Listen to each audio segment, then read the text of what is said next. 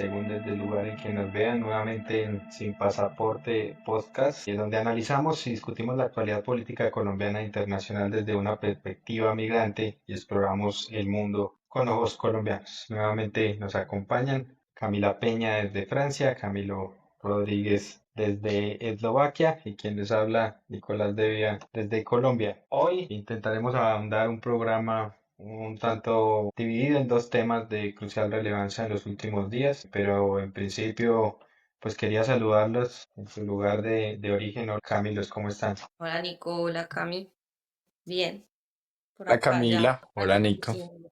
¿Cómo va esta semana? ¿Qué tal los temas políticos en sus lugares de residencia? Por acá en estos días estuvo de noticia la posible elección de quien es actualmente el primer ministro como líder del Partido Republicano, o sea, del partido de derecha de Francia.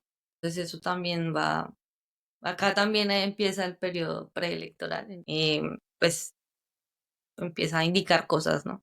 Eso ha sido un poco el tema estos días. Acá en Eslovaquia, nada, nosotros muy atentos con lo que sucede en la reunión entre Ucrania y Rusia, viendo a ver qué sucede con esos territorios, viendo a ver cuál es la posición de Donald Trump en la discusión, pero en general expectantes, no pasa mucho alrededor del gobierno eslovaco en general y todo marcha como antes. Muy bien, no sé si vieron ustedes el tema que se suscitó nuevamente en la Franja de Gaza con alguna visita de algunos diputados americanos en la franja y que fueron atacados.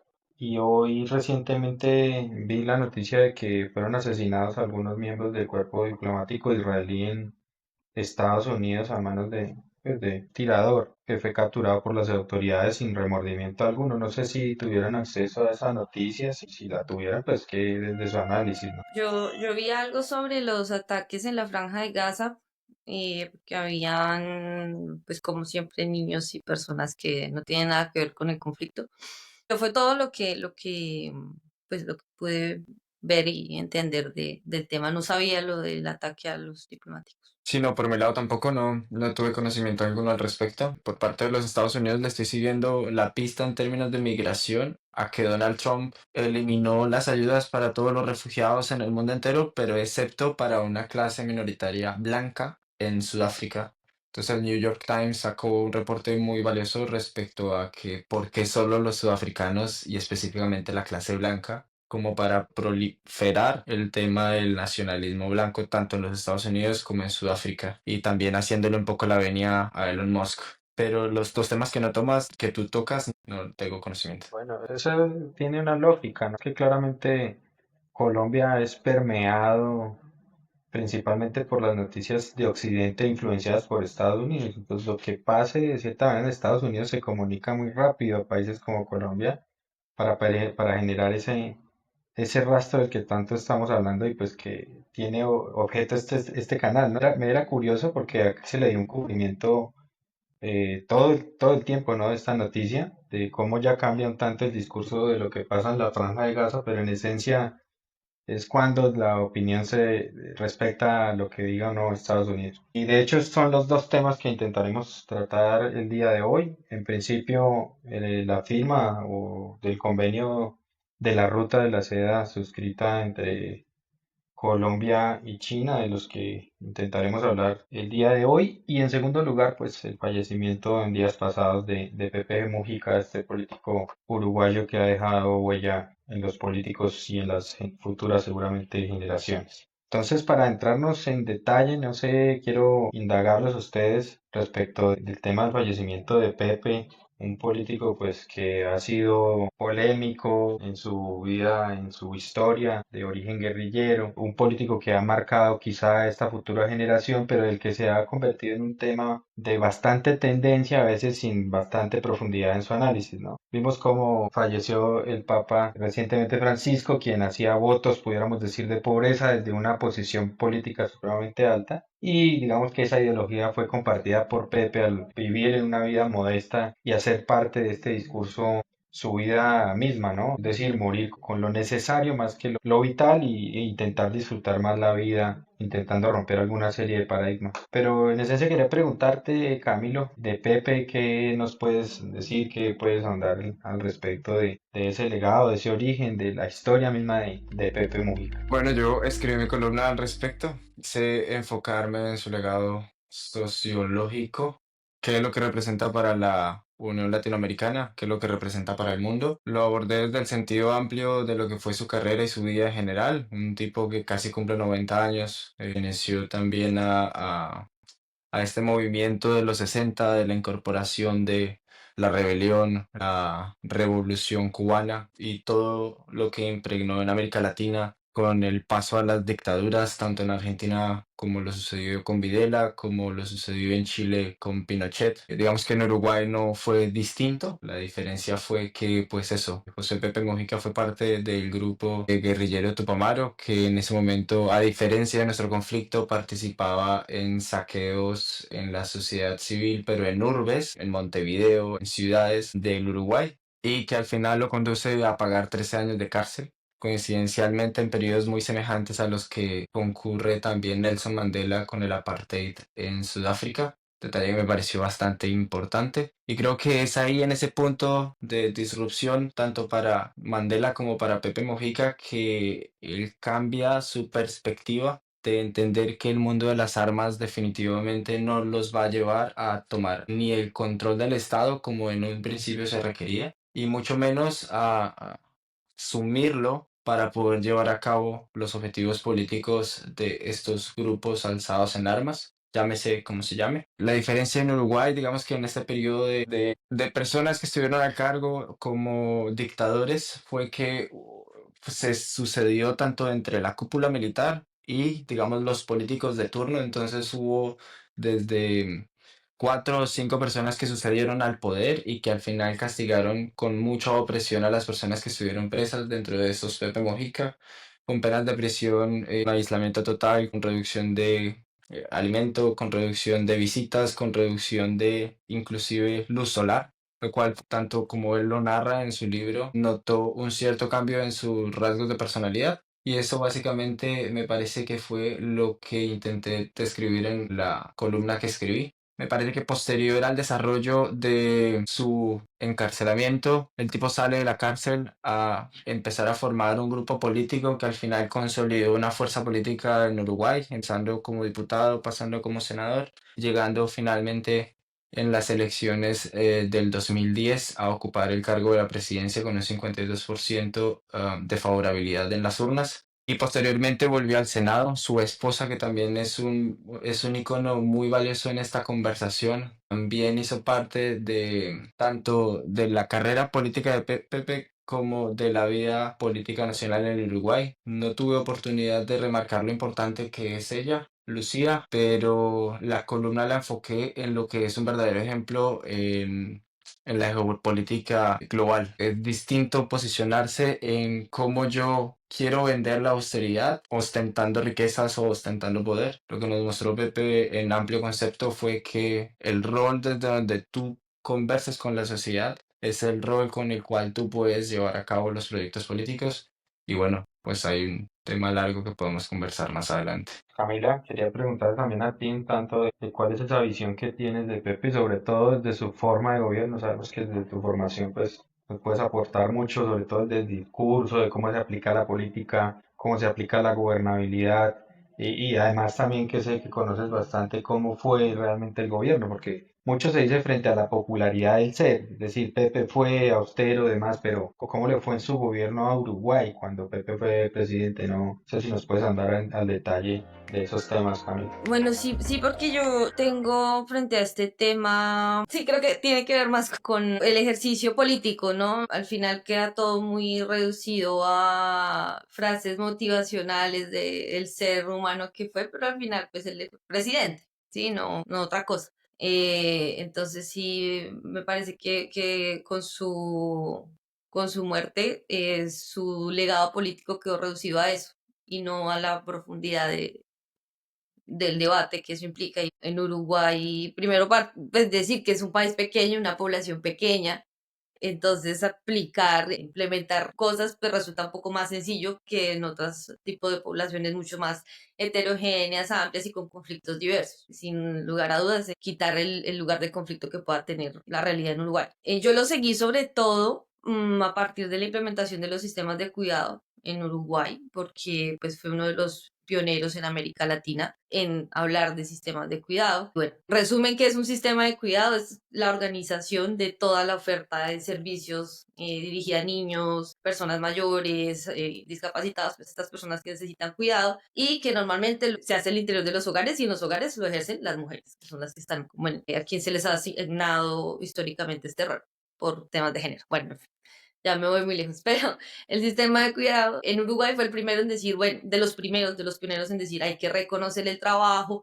redistribuirlo, este trabajo de cuidado doméstico, reconocerlo, redistribuirlo y remunerarlo. Entonces hizo como apuestas muy interesantes y esto de cara a apuestas alternativas, a otras formas de implementación de políticas públicas, pues resulta muy interesante y también fue, como decía, pues fue pionero para otros sistemas de cuidado en América Latina. Entonces, pues desde esa perspectiva así de quién es feminista y de economía feminista, pues lo que yo puedo decir es que dio avances, mostró avances en políticas públicas y en formulaciones alternativas de políticas públicas. Listo, Camilo.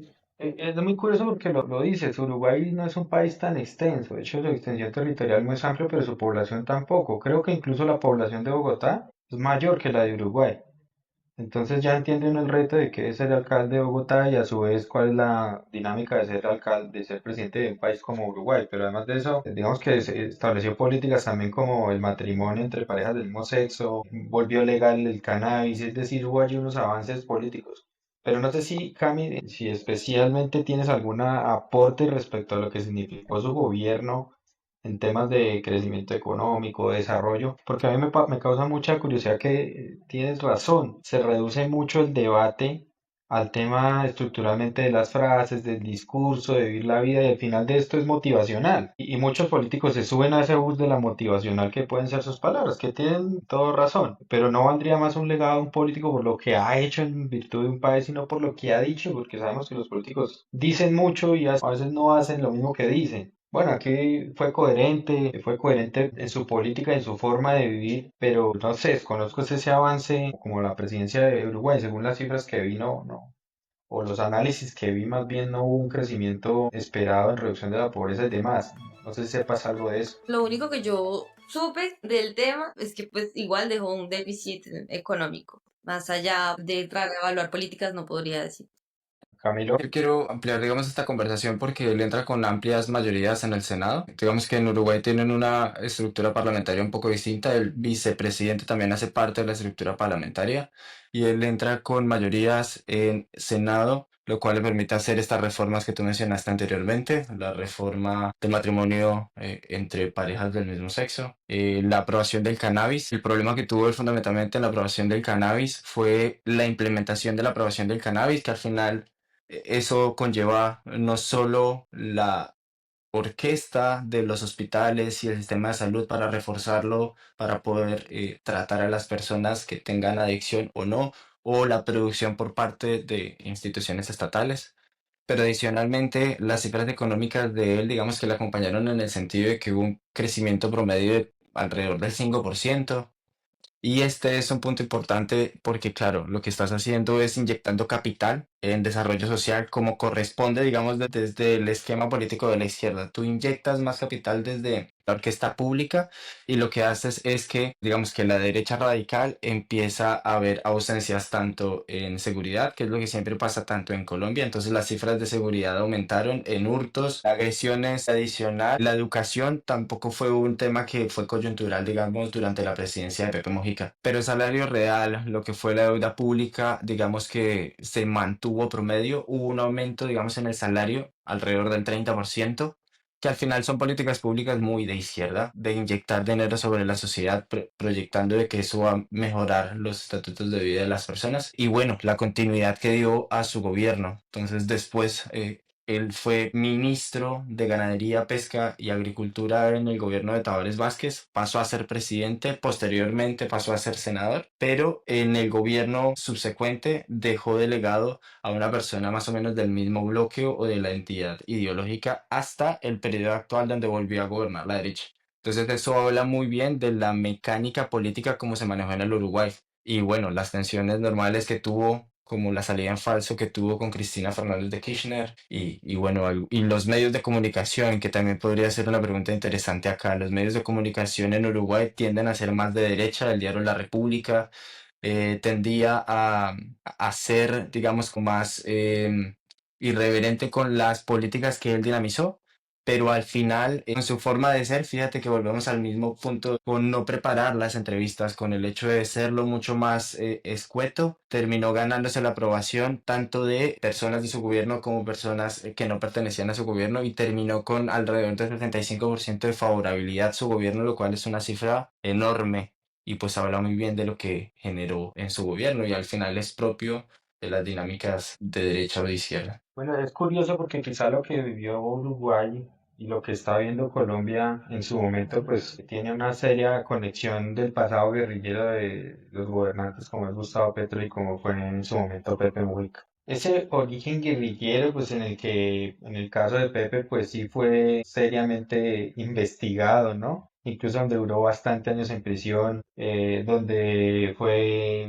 o sufrió varios atentados que pusieron en riesgo su vida. Toda esta serie de hechos, cómo lograron asimilar o transformar la connotación de guerrillero en la memoria de las democracias al interior de estos países latinoamericanos. ¿Cómo lo analizan ustedes, Camila? Cómo lo ves? ¿Cómo concebir esa página de pasar la página de ver a un candidato guerrillero a tomar la presidencia y vamos, cuál es el futuro después de eso? ¿Qué análisis tiene? Yo creo que es un reconocimiento de las causas del conflicto, de alguna manera, y de darle lugar justamente de lucha política a esa lucha armada, independientemente de los vejámenes de la guerra que no se niegan y no se ignoran. El combate y la lucha guerrillera tiene un sentido político, pues que un ex guerrillero se vuelva político, o por ejemplo en Colombia, que un partido que estuvo en la lucha armada, pues se vuelva partido político, es darle un reconocimiento a su quehacer político. Yo creo que eso fue lo que permitió de alguna manera esta elección, ¿no? Y la participación de personajes como Pepe Mujica en el escenario. ¿Cómo lo analizas tú y con relación a Colombia, cómo lo ves? Me parece que hay un parteaguas y aquí es un tema diferenciado y es que, claro, en la época de los 60, tanto escritores como personas intelectuales hicieron parte de estos grupos alzados en armas porque la opresión de la derecha de las dictaduras fue arreció con toda posterior a la Revolución Cubana. En Uruguay arrancaron cuatro dictadores civiles y militares, tanto Bordaberry, De Micheli, Méndez y Álvarez, que estuvieron, digamos, en el periodo de Pepe Mujica. Y creo que la diferencia es que, en lo que yo leía en los diarios, es que a Pepe Mujica se le condonó el hecho de haber sido guerrillero por haber pagado una pena. Y creo que la resocialización que hace la cárcel tiene dos factores valiosos en esta discusión. La primera es que nos entrega un tipo que entiende que ser privado de la libertad no solo duele, sino también enfrenta una connotación distinta de enfrentar a la vida. Y ahí hay un parteaguas, digamos, en la vida de Pepe Mujica y él mismo lo expresa en su libro. La diferencia de Petro es que desafortunadamente o afortunadamente no hubo esa pena, entonces digamos que la derecha tiene esa protección de decir así, claro, estuvo preso, pero ¿cuánto tiempo estuvo preso? ¿Cuáles fueron los vejámenes con los cuales fueron juzgados? ¿Cuál fue esa pena con la cual él estuvo, digamos, al frente del derecho que tuvo que haber pagado por el derecho a la rebelión? Y claro, estamos hablando de procesos de paz que se llevaron con el M-19 y que deberían ser escarcelables. Pero eso es algo que no lo va a perdonar la derecha colombiana. Entonces, ahí hay un parteaguas también en la figura en cómo tratamos a Pepe Mujica y cómo se trata a Gustavo Petro en Colombia. Adicional que las formas también importan. Entonces, claro, ¿de qué me estás hablando tú? Si al final proliferas también en muchos sentidos el sentir de la derecha, el sentido de la opulencia, el sentido de la informalidad de su gobierno. Y bueno, eso también termina siendo muy criticado por la derecha hacia el gobierno de Gustavo Petro en el origen, que al final eso desarmó en Uruguay. O sea, Pepe Mujica, listo, sale con sus formas austeras de llevar la política, pues al final silenció también esos movimientos de derecha. y eso es algo que no ha logrado Gustavo Petro. Y bueno, estamos en el desarrollo de su gobierno, entonces veremos a ver qué sigue. Sí, es curioso incluso pensar a futuro si el legado de Petro como el de Pepe perdure de la misma manera, ¿no? Se afiance algo que vaya más allá del bien y el mal, porque es algo que ha pasado incluso con Pepe, ¿no? Pero lo curioso de todo esto es que hay temas muy en común, por ejemplo, los discursos de la ONU, ¿no? Cómo han empezado a ser replicados los de Pepe en su momento y cómo ahora los que en calidad de presidente ha hecho Gustavo Petro, pues se afianzan en ciertos sectores sociales políticos internacionales. Ya lo hemos comentado en otros espacios, pero bueno, estos son un tanto países latinoamericanos emergentes y quizá el siguiente tema sobre el que queramos andar sea un tanto de eso y es relacionado con la firma del convenio de cooperación o bien como se ha denominado la firma de la ruta de la seda, por adhesión en el que el gobierno colombiano pues estuvo hace unos días allí en China reuniéndose con el presidente Xi Jinping para hacer esta serie de acuerdos multilaterales y pues quiero analizar un tanto que ustedes den su percepción, su punto de vista. Sé, Camila, que trabajaste, escribiste sobre el tema. Quisiera que nos des un análisis y tu posición al respecto de este acuerdo. ¿Cómo le favorece a la política colombiana y latinoamericana la firma de este convenio? Me quedo pensando a propósito del tema de la ruta de la seda, si podríamos aplicar la misma premisa de por ser un país comunista, ¿por qué tener prácticas capitalistas, no? Pensando en por qué gobiernos de izquierda usan Ferragamo o cosas de eso. Yo, bueno, este tema me pareció apasionante y complejo para hacerlo. Quiero primero decir eso porque hay demasiada información. El proyecto de la Ruta de la Seda es enorme, gigantesco y demasiado potente y de escala enormes, ¿no? Entonces me pareció, pues, encontré mucha información y me pareció complejo organizarlo. Entonces en eso, en ese ejercicio, yo dije, bueno, ¿cómo poner a dialogar esto? Y por eso dije, bueno, pues pongamos a dialogar la información desde varias perspectivas. Entonces, de un lado está el asunto político, y más que político, geopolítico, lo que significa de un lado China en ese escenario político internacional como potencia, como la segunda potencia después de Estados Unidos y que no le sigue el camino, ¿no? Sino representa otra apuesta, no solo en la forma de hacer negocios, sino ideológica, y está dando un mensaje a nivel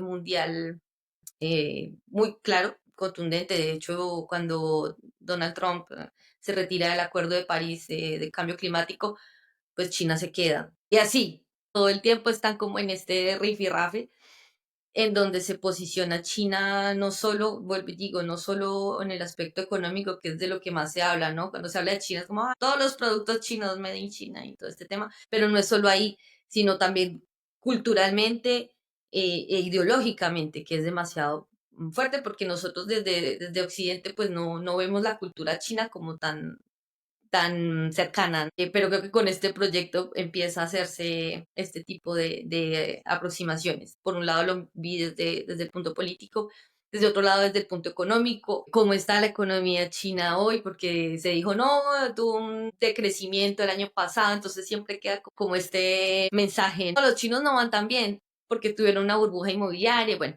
como una caída en este aspecto, pero lo cierto es que tienen superávit enorme en su balanza de pagos y no están tan endeudados como Estados Unidos. Si comparamos entre potencias, Estados Unidos es el país más endeudado, curiosamente es el país más endeudado de todas las economías, pues no, tiene un superávit. Entonces, eso pues ya habla muy bien de sus finanzas, de su economía. Su PIB también pues está creciendo a la par de Estados Unidos. Creció ahorita en este trimestre, se dijo que del 5.4%. Estados Unidos del 6, entonces van muy como a la par. Y el otro aspecto que quise tocar, pues ya en términos de relaciones internacionales, China está hablando de cooperación y me pareció muy importante en todos los documentos esta palabra, porque en términos de relaciones internacionales no es lo mismo hablar de cooperación internacional que de alianza, o sea, toda esta mecánica del lenguaje tiene un sentido. Y hablar de cooperación es reivindicar una forma de las relaciones internacionales, que es de igual a igual, en donde no estamos haciendo guerras económicas, estamos haciendo un intercambio. La ruta de la seda representa desde el discurso que con el que se ha vendido, por llamarlo de alguna manera, China. Este proyecto representa una apuesta a escala global con una perspectiva de desarrollo para todos los países. Entonces, no es solo mandemos infraestructura aérea, marítima, terrestre y que toda la plata entre para China, sino como toda esta infraestructura que se va desarrollando a lo largo de todos los países está también transformando estos países y estos territorios. Aquí es donde yo eh, pues me quise detener en mi escrito. Esto ya está mostrando algunos resultados en algunos lugares, unos ejemplos muy concretos con impactos ambientales. Entonces, hay impactos en las comunidades, a las comunidades no se les ha consultado sobre esta... Únicamente lo relato en el caso de Grecia en la construcción de un puerto. No se le consultó a la comunidad, esto generó contaminación, el Tribunal de Grecia tuvo que intervenir.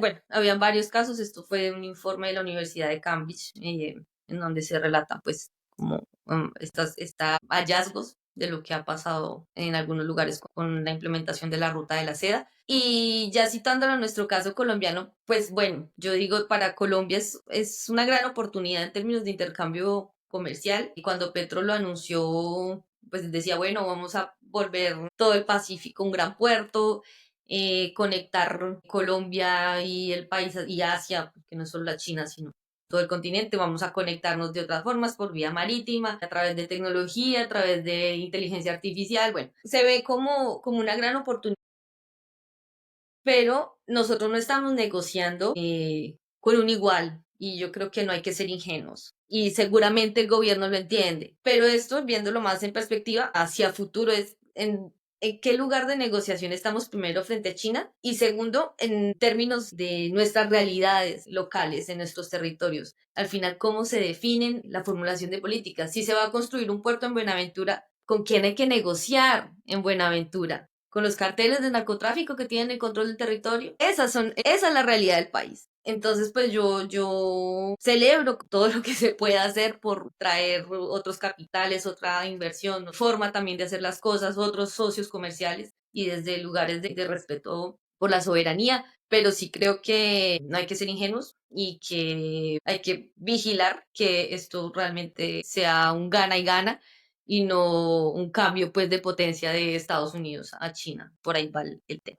Claro, Camicho, hay dos temas supremamente curiosos y es lo que mencionas. Ese tema de la denominación del acuerdo que se iba a firmar, ya sea plan de cooperación o memorando de entendimiento, generó una disputa al interior del país. No sé si en sus países lograron recibir la noticia. Al parecer, la canciller Laura Sarabia cambió el documento como el presidente ya lo tenía titulado. Y eso desató pues una fuerte discusión entre el mandatario y la canciller hasta el punto de que hoy las relaciones entre los dos no están muy bien que digamos, porque al parecer ella sin autorización intentó cambiar el documento frente a la firma de lo que se había denominado como un plan de cooperación inicialmente. Eso para hablar un tanto de que la connotación aquí sí tiene el valor, el tecnicismo en una relación diplomática como la de que se está hablando. Sin embargo, no es para nadie un secreto que este plan ya lleva bastantes años, creo que del 2009, si no estoy mal, y ha generado algunos acuerdos fallidos en alguna serie de países donde los proyectos no han llegado a feliz término, donde los impactos negativos han sido superiores a las utilidades, donde la ruta de la seda ha generado también fuertes choques geopolíticos en lo que tiene que ver pues en la concepción comunista china y el modelo o los modelos capitalismos que predominan en el mundo.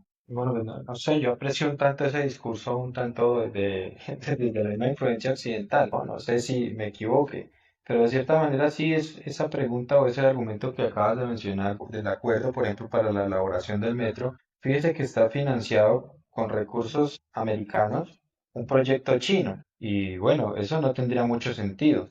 Pero a nivel político interior, allí no hubo ninguna discusión. ¿Por qué? Barajémosla más despacio, porque lo hizo el statu quo. Y cuando el statu quo, digamos, los gobiernos, los partidos tradicionales hacen acuerdos con chinos para el desarrollo del país, entonces sí sirven. Pero si es la izquierda y es un gobierno de izquierda el que intenta hacer lo mismo, porque no estamos hablando aquí de influencias políticas y demás, sino únicamente influencias, o más bien influencias políticas del lado del desarrollo de un país, que es en infraestructura. Hablo, Camila, un tanto de los puertos necesarios en el Pacífico colombiano que han sido demandados por años, ¿no? Y que el tema del narcotráfico allí ha impedido el desarrollo, en el que se ha negado no solo la riqueza de estas naciones por intereses particulares, sino que han condenado a esa población a la miseria. Entonces, cuando la narrativa va bajo las mismas connotaciones, cambian el discurso. Pues el presidente le respondió que eso no, de cierta manera no tenía coherencia que los americanos financiaran proyectos chinos. Sin embargo, lo que considero y lo que he analizado de la ruta de la seda es que va a tener a disposición inyección económica para que los propios proyectos chinos salgan a flote. Es decir, que la banca china pues preste la plata para que puedan salir avante estos proyectos como el tren que atraviesa el Pacífico, digamos como aliado al tema del Canal de Panamá o aislado. Un dato importante es que realmente Estados Unidos presionó a Panamá para que se retirara de la ruta de la seda que ya había sido suscrita como en el 2014. Y en el discurso de la ONU, Petro lo denuncia. Dice, es que el canal de Panamá va en declive. Y entonces sale la prensa a burlarse del presidente porque no profundiza, no analiza. Para mí, que digamos que el canal de Panamá haya decidido esta posición política, pues es una influencia de las que seguramente estaremos expuestos con una gran diferencia. Nosotros no tenemos la infraestructura que tiene Panamá. Yo sí lo veo como una oportunidad, no sé si me equivoco, intenta ahí tomar un tanto posición, pero no sé si me equivoque en que el retiro del canal de Panamá de esta ruta puede sí resultar un papel fundamental en el desarrollo de los puertos pacíficos y de los proyectos que se tienen sobre la construcción de trenes y demás allí. No sé, Camila, cómo lo analizas. Yo tengo otra cosita que decir sobre la financiamiento de estos proyectos. Bueno, Fondo Monetario Internacional pues, no es el único que financia y justamente en estos días Colombia también solicitó la participación en el Banco de Desarrollo que está implementando, que está avanzando los BRICS. Yo creo que tiene coherencia justo con esta firma de la adhesión a la ruta de la seda, buscando otras fuentes de financiamiento por ese lado. Y de otro lado, la semana pasada, me acordé, estuve en una formación sobre transición ecológica y me llamó mucho la atención, varias cosas me llamaron la atención. Primero, quiénes son los que generan más impacto ambiental y, bueno, todo lo que la industria a nivel mundial, pues no está China, no está China. Está Estados Unidos, está Francia, está Australia y me pareció muy interesante. Eso también me pareció interesante el tema del litio, que está teniendo un auge que no lo pude tocar en el escrito, pero que América Latina y Chile son una de las grandes reservas del mundo de litio. Y eso es lo que se está necesitando ahorita para crear nuevas energías. Entonces creo que por ese lado también es el interés de los chinos de invertir en América Latina. Eso es, pues yo creo que son cosas importantes a tener presentes para no ser ingenuos tampoco. Y también creo que, como tú decías, Nicolás, pues a veces dependiendo de dónde se originen los proyectos y de qué discursos vehiculen, pues uno está más a favor o en contra. Pero acá yo por eso pues intenté mirarlo desde las cifras y cuáles podrían ser los riesgos, pero no es el momento de hacer un análisis de impacto o una evaluación de impacto, pues porque hasta ahora hay una firma, entonces pues es fuera de contexto pensar en los impactos y más bien estar como atentos de las expectativas que tenemos. Yo pues lo veo así, desde luego pues no, pues hay mucha información, entonces lo que intenté fue crear el diálogo, ¿no? Pero no. No sé si alguno de ustedes sepa es qué pasa si el gobierno o el futuro gobierno cambia. Ese convenio de Total, tengo entendimiento de esa es mi cooperación preocupación. tiene seguridad jurídica. ¿Qué pasa? Es decir, fue un saludo a la bandera, no tengo. ¿Es un acuerdo de Estado? ¿Es un acuerdo de gobierno? Es alguna de las preocupaciones que no logré entender y no ha habido bastante De profundidad al hecho, tema. el documento es más una lista de intenciones. Como alcance jurídico, no sé qué tanto tenga. Y lo que a mí me preocupa, más allá de eso, es en términos de la implementación, si nosotros tenemos aparatos normativos lo suficientemente fuertes para proteger los territorios. O sea, yo pienso es en lo que les decía ahorita. El puerto de Buenaventura, la gente que trabaja allí, los pescadores. ¿Cómo va a ser esa transición si esto llega a ocurrir? ¿Cómo va a ocurrir? Es esa de si nosotros tenemos los aparatos para proteger a las comunidades. Y yo eso es lo que creo que gobiernos a largo plazo no sé si lo vayan a hacer. Bueno, Camilo, se nos acaba un tanto el tiempo. Ya como sé si nos quieras compartir una conclusión final al final del video respecto del tema.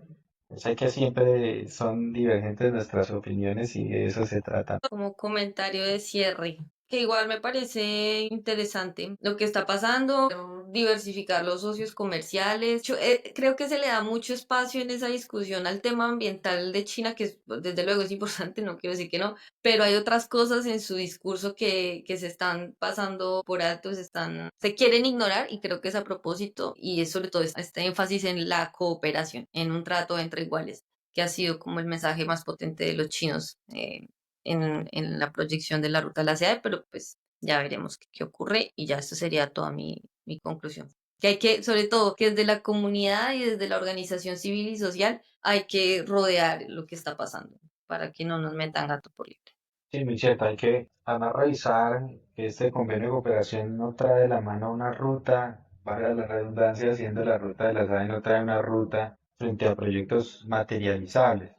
Entonces se convierte un tanto en un poema de la política internacional, porque de cierta manera no sé, pero no fueron allí proyectos necesarios para el país o que demande el país o que haya proyectado el país para su desarrollo internacional en el comercio y lo que tenga que ver. Es un tanto empezar al revés, porque se firman los convenios sin saber qué se va a hacer, ¿no? Le hace tanto falta al país un poco preocuparse por las proyecciones de demandas. Creo que lo del tren del Pacífico es alguna preocupación que se manifestó en campaña. No sé si ya se ha trabajado sobre algún proyecto que tenga relación con el mismo, pero digamos que estas políticas no sabemos de la utilidad si tienen o no así. Entonces, Camilo, les agradezco mucho el debate y la sesión el día de hoy. Esto ha sido hasta hoy Sin Pasaporte. Los invitamos a suscribirse, a ver nuestros canales, a generar sus opiniones. Pronto estaremos desarrollando alguna nueva sección, intentando llegar un tanto más a los territorios y generar esa perspectiva con ojos de migrante, que es lo que demanda este canal. A ustedes muchas gracias y nos vemos en una próxima oportunidad.